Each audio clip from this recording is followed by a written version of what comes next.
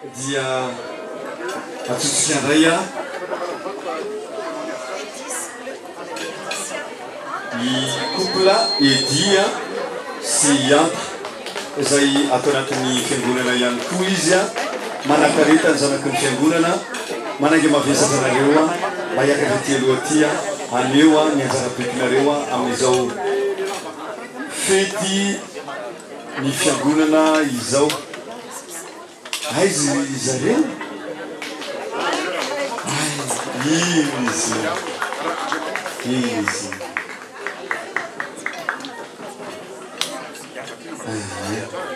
aorinan'izay a dia mba miakatra kosa amin'ny faritany a satria maromaro ihany zareo reo a ndohandoha ampisorona ao amin'ny faritany a dia mba atsotsika zareo a amin'nefa ny adidiny ety anareo ny serry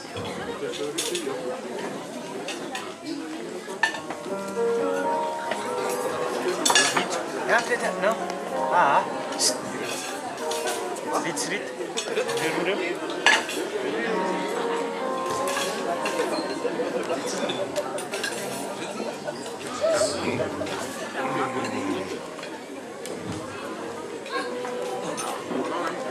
Adam?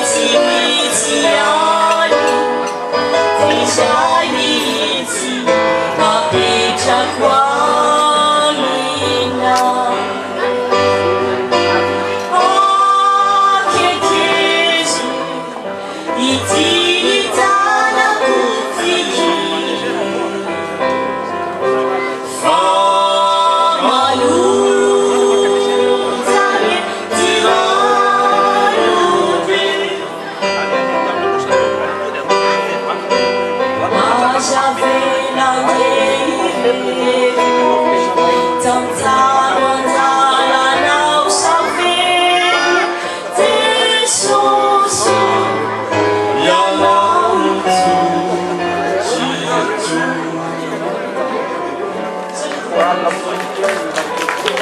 you.